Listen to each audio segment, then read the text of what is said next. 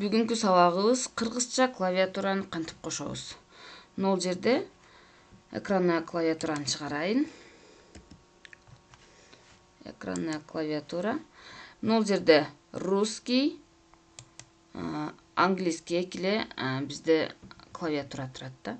Ушул русский, английскийге өткөзүш үчүн клавишанын жардамында shift менен alt экөөнү бирдей басканыбызда мына бул өзгөрөт.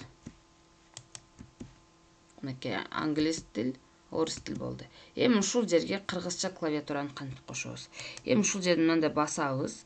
Настройка языка дегенге киребиз. Настройка языка дегенге кирип, бул жерден добавление языка деген чыгат. Мына плюсту басабыз. Баскандан кийин ол жака киргизский деп жазабыз.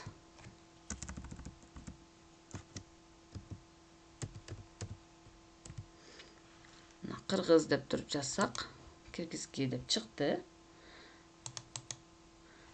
Эки жолу басабыз. Басканыбыздан кийин мына жерде установить деген чыгат.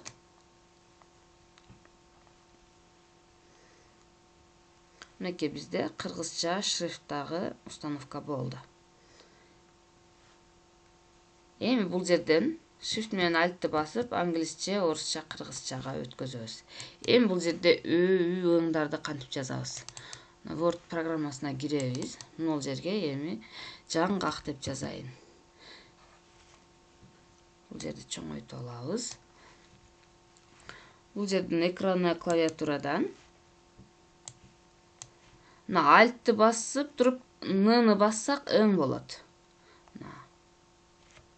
Alt'ты басып, ыңды басабыз. Alt'ты басып, ны бассак, жаң болду, гак. Эми өрүк деп жаза турган болсок, alt'ты басып, alt'ты басабыз дагы, мынакей мына жерде көрүнүп турат. Alt менен о'ну бассак ö болот, ны бассак ың болот, у'ну бассак үй болот. Биринчи alt'ты басып алабыз.